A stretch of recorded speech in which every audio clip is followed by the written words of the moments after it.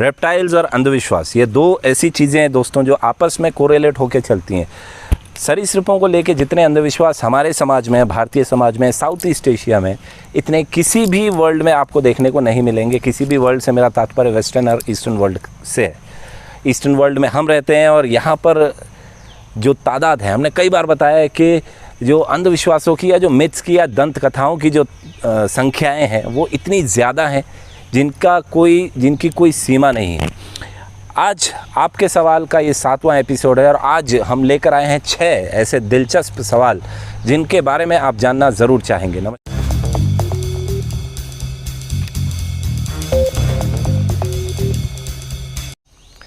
दोस्तों, आज का जो पहला सवाल है ये आशीष तायड़े जी का है। ये महाराष्ट्र पुणे से बिलोंग करते हैं और इनका सवाल है रेडनेक कीलबैक से जुड़ा हुआ।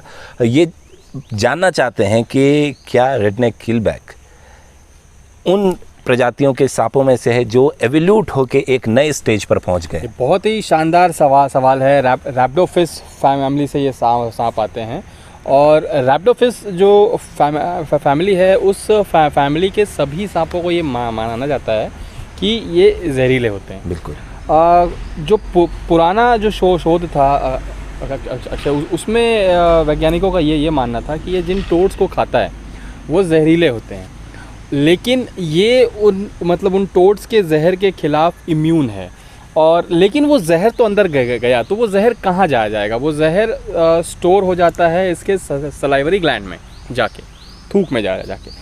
और जब ये किसी को बाइट करता है तो यही टॉक्सिक सलाइवा मतलब विक्टिम के शरीर में एंटर होता है और बिल्कुल जहर की तरह काम करता है। लेकिन हमको ये समझना है कि वो जो पॉइजनस टोड को उसने खाया था वो पॉइजन जस का तस नहीं रहता। वो पॉइजन भी थोड़ा सा अपना रूप बदलता है और कहीं ना कहीं वो प्रोटीन के रूप में वहाँ पे आ जाता है और जो असर होता है विक्टिम पे वो पॉइजन का नहीं वेनम का होता है। बिल्कुल। तो आशीष जी के सवाल का जो दूसरा भाग है अमित, वो ये जानना चाहते हैं कि जैसा आपने बताया कि ये पॉइजन से एक्सट्रैक्ट करके वेनम के रूप में उसको डेवलप कर लेता है। तो अगर ये वेनम है तो ये किस तरीके का वेनम है, क्या इसकी टॉक्सिसिटी है? जी तो कुछ समय पहले जो शोध के जो रिपोर्ट्स थे वो कहते हैं कि इसका वेनम जो है न्यूरोटॉक्सिक असर भी दिखाता है और हीमोटॉक्सिक असर भी दिखाता है। लेटेस्ट जो रिसर्च है वो ये बता रहे हैं कि न्यूरोटॉक्सिक असर काफ़ी हल्का है और हीमोटॉक्सिक असर बहुत ज़्यादा है। लेकिन ये एक ऐसी स्पीशीज़ है अक्षय जिस पे अभी भी रिसर्च चल रहा है और शायद स्पेसिमेन टू स्पेसिमेन और एरिया टू एरिया इसके वेनम में अंतर हो। कहीं पे न्यूरोटॉक्सिसिटी ज़्यादा हो और कहीं पे हीमोटॉक्सिसिटी ज़्यादा हो, ऐसा भी हो सकता है। आशीष जी के सवाल का तीसरा हिस्सा दोस्तों है कि अगर ये वेनमस है और एक पर्टिकुलर काइंड ऑफ टॉक्सिसिटी इसमें पाई जाती है और इसके काटने से डेथ्स भी रिकॉर्डेड हैं, बिल्कुल तो क्यों इसका एंटी वेनम नहीं बनाया जाता? अगर उनका सवाल ये था एक्चुअल में कि क्या इसका एंटी वेनम उपलब्ध है, तो इसका जवाब है नहीं।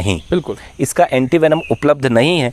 और इसका कारण क्या है? क्यों अगर किसी स्नेक से बाइट के बाद डेथ हो रही है जी, किसी भी ह्यूमन की, तो क्यों इसका एंटी वेनम नहीं बनाया जा रहा है? देखिए अक्षय, डेथ हुई है लेकिन डेथ का वो रेशियो नहीं है। एंटी वेनम बनाने का जो प्रोसेस है वो बहुत टाइम टेकिंग होता है, बहुत महंगा होता है और वो अप्रूव तभी होगा, और वो भी भारत जैसे देश में जहाँ लोगों की आबादी इतनी ज़्यादा है, तो वो अप्रूव तभी होगा जब उससे एक सब्सटैंशियल डेटा जब आएगा मौतों का, सब्सटैंशियल रिकॉर्ड जब हमको आएगा मौतों का, तभी जाके इस पे एंटी वेनम बनाया जा सकेगा। दूसरा जो भाग है जवाब का वो ये है कि अभी भी इस सांप पे रिसर्च वर्क चल रहा है। तो ये संभव नहीं है कि एक बढ़िया एंटी वेनम जो है इसके खिलाफ अभी से डेवलप किया जा सके। इन फ्यूचर ये पॉसिबल है और हो सकता है। तो आशीष जी, उम्मीद करते हैं आपको इस जवाब से संतुष्टि मिली होगी और थोड़ा हम आपके थर्स्ट को क्वेंच कर पाए होंगे। दोस्तों, दूसरा सवाल यूट्यूब आईडी है, नाम स्पेसिफिक हमें पता नहीं है। इनका सवाल से ज़्यादा एक सजेशन है और सजेशन सही भी है और थोड़ा सा गलत भी है। अपेरेंटली वो सही कह रहे हैं। उनका दोस्तों ये कहना है कि जो बॉक्स या जो डब्बे हम इस्तेमाल करते हैं या किए जाते हैं बाकी के रेस्क्यूअर्स के द्वारा, वो एक्चुअल में सही नहीं होते एंड सिर्फ बैग का ही इस्तेमाल करना चाहिए, क्योंकि वो जो होते हैं स्नेक्स के लिए सेफ़ होते हैं ज़्यादा। तो हमने इस सवाल को इसलिए इंक्लूड किया ताकि प्रॉपरली बता पाएँ कि कहाँ वो सही है और कहाँ हम सही हैं। तो अक्षय, एक बात जो उनकी सही लगी वो ये है कि जो प्लास्टिक जार्स होते हैं, जो चॉकलेट जार होते हैं छोटे छोटे, उनका इस्तेमाल तो हरगिज़ नहीं करना चाहिए, वो कम्प्लीटली रॉन्ग है, सही बात है। लेकिन जिस साइज़ का बॉक्स हम यूज़ करते हैं, हमारी टीम यूज़ करती है, मैंने कम ही रेस्क्यूअर्स को देखा है उस साइज़ के बॉक्स का इस्तेमाल करते हुए। अब देखिए, बैग में रखना एक सेफ़ ऑप्शन है सांपों के लिए, कि सांप को वहाँ बैग में क्यों रखा जाता है। एक तो बैग जो है अच्छे से वेंटिलेटेड होता है, उसमें हवा अच्छे से आती है।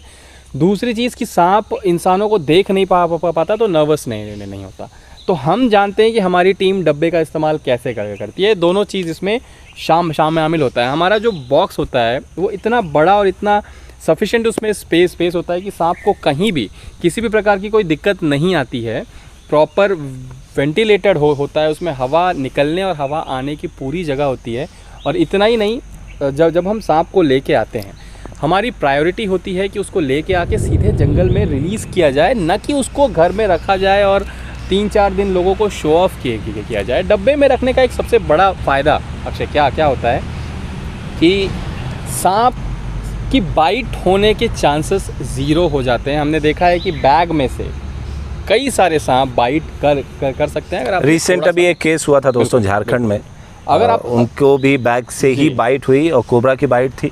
और अभी 2 दिन पहले भी हमने एक वीडियो डाला था रसल वाइपर का, मैं एक फ़ोटो अटैच कर रहा हूँ, एक क्लिप अटैच कर रहा हूँ उसकी, आप देखिए कि किस तरीके से वो बैग से भी उछलने की कोशिश कर रहे हैं। बिल्कुल। कारण क्या होता है दोस्तों, स्नेक्स जो होते हैं और बहुत सारे मैमल्स भी होते हैं, खासकर चूहे, ये थिग्मोमैटिक होते हैं, मतलब ये कोना पकड़कर चलने का प्रयास करते हैं। आपने देखा भी होगा, स्नेक्स जनरली कोने में ही, जो दीवार के कोने होते हैं वहाँ पर चलना या वहाँ पर छुप कर रहना ये पसंद करते हैं।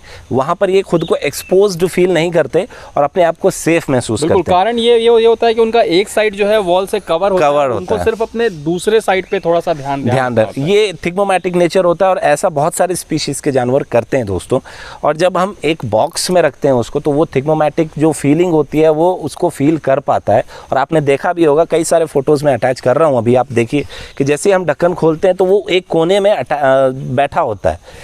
यहाँ पर जो हम बताना चाह रहे हैं वो ये है कि for a longer duration of captivity, अगर आप उसको कैप्टिविटी में बहुत लंबे समय तक रख रहे हैं तो जो डब्बा हम यूज़ करते हैं दैट इज़ रॉन्ग, वो आप नहीं इस्तेमाल कर सकते। मेरा सवाल ये है अक्षय कि एज अ स्नेक रेस्क्यूअर आपको लंबे समय तक किसी सांप को रखना ही क्यों?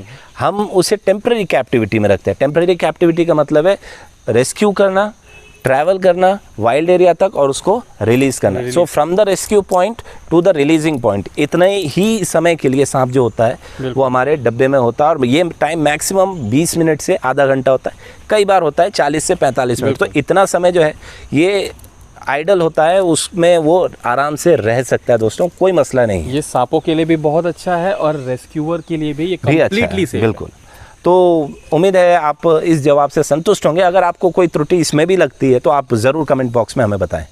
दोस्तों, आज का तीसरा सवाल राम साल्वे जी का है और वो पूछते हैं कि किसी जीव के वैज्ञानिक नाम से क्या उसकी जानकारी मिल सकती है। उनका सवाल था सांपों के वैज्ञानिक नाम से क्या उनकी जानकारी मिल सकती है। तो मैं पूछना चाहूँगा मनोज जी से कि वैज्ञानिक नाम या साइंटिफिक नेम को जानने से क्या फ़ायदा हो सकता है। जी बिल्कुल, साइंटिफिक नेम होना बहुत ज़रूरी हो जाता है। कि सबसे पहली बात तो ये है कि हम पूरे वर्ल्ड में, पूरी दुनिया में एक ही जो लैंग्वेज होता है, जो नेम रहता है साइंटिफिकली नेम, उससे डिस्कशन कर सकते हैं किसी भी पर्टिकुलर जीव के बारे में कहें तो। और जो साइंटिफिक नेम होता है वो बाइनोमियल होता है, मतलब 2 होता है उसमें। आपको एक जीनस रहेगा, उसके बाद स्पीशीज़। जैसे कि इंसानों का साइंटिफिक नेम बोला जाता है होमो और सेपियंस। होमो जो होता है वो जीनस हो जाता है, जो सेपियंस होते हैं, जो हम सेपियंस जो स्पीशीज़ हो जाते हैं होमो के जीनस के, वो डिक्लेयर करता है। और कहा जाए तो काफ़ी आसानी हो जाती है। जो साइंटिफिक जो नेम होते हैं वो लैटिन वर्ड्स में होते हैं या ग्रीक वर्ड में, ऐसे लैंग्वेजेस में होते हैं जो जिन्हें आप डेड लैंग्वेज कर सकते हैं, जिनके जो सिनोनिम्स जो निकलना होता है, जिनको जो करेक्शन होता है वर्ड्स के, जो बंद हो चुका है, जिसके एग्जैक्ट हम पर्टिकुलर वर्ड पे जा सकते हैं कि इसका मतलब क्या हो जाता है। ठीक। तो कई ऐसे रेस्क्यूअर्स हैं जो रॉन्ग साइंटिफिक नेम लोगों को बता देते हैं जी, है ना। जैसे कि आपने देखा होगा डोबिया रेगुलस। तो हम अपने दर्शकों को ये बताना चाहेंगे कि वैज्ञानिक नाम का एक अपना महत्व होता है, एक अपना इम्पोर्टेंस होता है और सही वैज्ञानिक नाम जानना आपके लिए कितना आवश्यक है। दोस्तों एक और सांप है स्पेक्टिकल कोबरा। उसका जो साइंटिफिक नाम है, एक्चुअल प्रोनाउंसिएशन जो उसका है लैटिन भाषा में, एक्चुअल शब्द का इस्तेमाल नहीं करूँगा मैं, लैटिन भाषा में जो उसका प्रोनाउंसिएशन है वो है नाया। लेकिन अंग्रेज़ी जो ब्रिटेन में बोली जाती है या जो भारत में बोली जाती है, वहाँ की भाषा में अगर आप इसे प्रोनाउंस करें तो नाजा ही होगा प्रोनाउंसिएशन उसका। तो प्रोनाउंसिएशन पे बहुत ज़्यादा हमको जोर नहीं डालना है, बिकॉज लैटिन का जब आप ब्रिटिश एक्सेंट में या वहाँ की लैंग्वेज में जब आप उसको लेके आते हैं तो उसका प्रोनाउंसिएशन बदल जाता है। किंग कोबरा का नाम आप ध्यान देंगे अगर, ओफियोफैगस है ना, डोबिया रेगुलस जो ये यूज़ किया जाता है, जो इस्तेमाल किया जाता है ना। कई बार हमने सुना है, स्पेशली नॉर्थ इंडिया के जो रेस्क्यूअर्स हैं, दाबोया रेगुलस को ये डोबिया रेगुलस कहते हैं जी। तो ये मतलब इस प्रकार की भाषा ना उपयोग की जाए, आप एटलीस्ट अंग्रेज़ी में उनका नाम सही तरीके से बोलिए। लैटिन में भले बोल रहे हैं या नहीं बोल रहे हैं, उससे फ़र्क नहीं पड़ता है। दोस्तों हर सांप का नाम उनके लोकल एरिया में अलग होता है, इसी वजह से उन्हें सबसे पहले एक कॉमन नेम दिया जाता है उस कंट्री या उस स्टेट के लिए। उसके बाद जो ग्लोबली आप यूज़ करते हैं वो साइंटिफिक नेम यूज़ किया जाता है ताकि मिस्टेक ना हो, गलत ना हो। अगर आप डाबोया रेसिली को भी डोबिया रेगुलस करके उसे भी छेड़छाड़ करने लगे तो वैसे में तो आपको कभी नहीं पता चलेगा कि कौन सा स्पीशीज़ है वो। बिल्कुल। तो वो बहुत सही कहा मनोज ने कि अगर वैज्ञानिक नामों से भी इस प्रकार की छेड़छाड़ होगी तो ये आपको नहीं पता चल पाएगा कि वो कौन सा सांप है। दोस्तों आज का चौथा सवाल है कि कौन से ऐसे जीव हैं जो सांपों के जहर के खिलाफ इम्यून है, या जिन जीवों पे सांपों के जहर का असर नहीं होता है। तो सबसे पहले एक जीव का नाम आता है, अपने ज्योग्राफिक चैनल में या डिस्कवरी वगैरह में आपने देखा होगा, हनी बैजर अफ्रीका में जो मिलता है जी। और उसके बाद नेवले का नाम आ जाता है ना। लेकिन आपको एक चीज़ बता दिया जाए कि कोई भी जानवर सांपों के जहर से इम्यून नहीं है। रेजिस्टेंस का जो लेवल है वो जीवों में कम या ज़्यादा हो सकता है। तो कौन कौन से ऐसे जीव हैं? हनी बैजर का नाम सबसे पहले आता है, और नेवला जो है वो एक ऐसा जीव है जो कई सारे लेवल्स में मतलब अपने आपको जो है सांपों से सेफ रखता है। सबसे पहला लेवल है उसका स्पीड जो है, उसका जो रिफ्लेक्स होता है। बिल्कुल। तो उसका जो रिफ्लेक्स होता है, उसकी जो तेज़ी होती है, उससे वो सांप को शायद काटने ही नहीं देता अपने शरीर पे। दूसरा सेकंड लाइन ऑफ डिफेंस जो होता है वो उसके घने बाल होते हैं जी, उनके कोट जो होता है, कोट जो होता है उनका। तो अगर उससे सांप बाइट करने को आता भी है तो उनका कोट जो है वो पेनिट्रेट करने नहीं देता दांतों को। तीसरा जो लेयर है वो है उसके रेजिस्टेंस का लेयर, कि अगर थोड़ा बहुत जहर शरीर में पहुंच भी जाए तो वो उसको कंट्रोल कर कुछ अमाउंट को वो रेजिस्ट कर लेते हैं। एक सवाल मैं यहाँ पे पूछना चाहता हूँ मनोज आपसे कि अगर कोबरा की अच्छी खासी बाइट नेवले को हो जाए, अच्छी खासी मात्रा में जहर उसके अंदर चला जाए, तब क्या होगा? तब तो बिल्कुल भी चांस नहीं रहेगा कि वो नेवला बचे, क्योंकि रेजिस्टेंस जो होता है उनमें बहुत कम होता है, क्योंकि वो अपने स्पीड से ही बाइट होने नहीं देते हैं। अगर बाइट हो गया तो फिर खेल उनका वहीं पर बिल्कुल खत्म। ज़्यादातर ये कोबरा और नेवले की फाइट में आपने देखा होगा कि नेवला अपनी फुर्ती से काम लेता है। एक और जीव का हम यहाँ पे नाम लेंगे, बहुत ही आम जीव है और सुन के शायद आपको हैरानी हो, वो है सूअर जी हाँ, सही सुना आपने, पिग। सूअर क्यों ये सांपों की बाइट से रेजिस्टेंस मिलता है इनको? क्योंकि ये बहुत भारी मांसपेशी वाले जीव हैं, चर्बी इनमें बहुत होती है, चलता फिरता टैंक आप इनको कह सकते हैं। आपने देखा होगा कि कई गाड़ियों से टकरा के भी इनका कुछ नहीं बिगड़ता, और जो टक्कर मारता है उनको बहुत डेंट हो जाता है। तो ये जीव इतने चर्बी युक्त होते हैं कि वेनम जो है वो इनके नसों तक तो पहुंच ही नहीं पाता। फैंग्स जो है सांप के वो छोटे पड़ जाते हैं, इनके नसों में वेनम को नहीं पहुंचा पाते, और इसीलिए सूअर की मौत जो है वो सांप के काटने से नहीं हो पाती, जब तक कि एक ऐसी जगह पे बाइट ना हो जो चर्बी से मतलब ढकी हुई ना हो, जहाँ पे इनका जो ब्लड स्ट्रीम में पहुँचने का जो लेवल को जो पतली हो वो कम हो, वहाँ अगर बाइट हो जाता है, सपोज इनके पेट का एरिया अगर हो जाता है, तो चांसेस होते हैं कि वो इनके ब्लड स्ट्रीम में मिल जाए और इन्हें अच्छा खासा असर हो और ये इनकी मौत हो सकती है। तो उम्मीद है कि आपको ये जवाब पसंद आया होगा। अब ले लेते हैं नेक्स्ट सवाल। दोस्तों पांचवा और छठा सवाल ऑलमोस्ट एक ही नेचर का है, तो हम इसको एक साथ लेके चलेंगे। अरविंद जी ने पूछा है पांचवा सवाल, और छठा सवाल जो है वो पूछा है तुषार जी ने। तो जो पांचवा सवाल है वो ये है कि अगर सांप के काटने से पहले एंटीवेनम ले लिया जाए टीके की तरह, वैक्सीन की तरह, तो क्या जहर का असर नहीं होगा?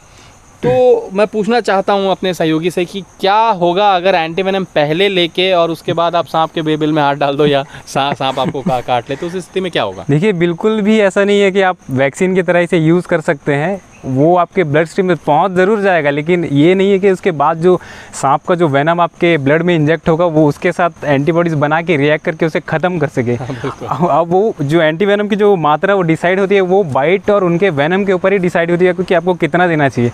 आप ऐसे ही उठा के 10-15 ऑयल नहीं ले सकते अपने बॉडी में एंटी वेनम। एक जो इम्पोर्टेंट चीज़ और है वो ये है कि एंटी वेनम काम करता है वेनम के असर पे। अगर वेनम आपके शरीर में है ही नहीं, उसका कोई असर ही नहीं है, तो एंटी वेनम जो है वो ब्रेक डाउन होके आपके शरीर से बाहर निकल जाएगा। वैक्सीन की तरह वहाँ पे बैठ के इम्यून नहीं कर सकता आपको, इसीलिए ऐसा प्रयोग ना करें, बिल्कुल ना करें।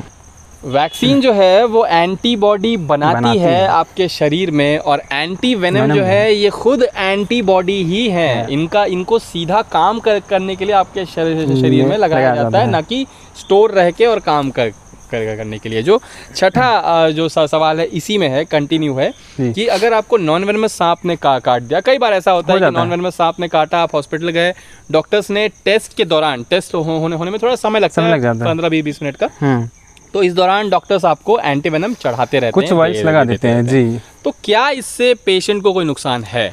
जी नहीं, आजकल के जो एंटी वेनम है काफ़ी हाई क्वालिटी के रहते हैं, टेस्टेड रहते हैं। अगर suppose anti venom non venomous snake से नहीं काटा है तो भी कई बार लग जाते हैं, उनको कुछ असर नहीं होता है। अगर आप 8-10 ऑयल लग भी जाता है तो उससे कोई डरने की बात नहीं है। क्वालिटी इनकी अच्छी होती है, वो आपके बॉडी में डाइल्यूट हो जाएगा और ब्रेक डाउन होकर वो निकल जाएगा, आपके यूरिन से निकल जाएगा, आपके स्वेट से निकल जाएगा, वो अपना काम नहीं करे। बिल्कुल, तो आपको घबराने की बिल्कुल कोई ज़रूरत नहीं है। डॉक्टर्स को पता है कि वो क्या कर रहे हैं और आपको इसका कोई नुकसान नहीं होगा। तो दोस्तों, उम्मीद है कि ये संस्करण भी आपको अच्छा लगा होगा, और अगर आपका पॉजिटिव रिप्लाई आता है तो इस संस्करण को हम लोग और आगे लेके जाएंगे। ऐसे ही कुछ शानदार वीडियोस के लिए सब्सक्राइब कीजिए टीम AZN को। आप हमको फेसबुक और इंस्टाग्राम पे भी सपोर्ट कर सकते हैं इसी नाम के साथ। आज के लिए इतना ही। जय हिंद, जय भारत।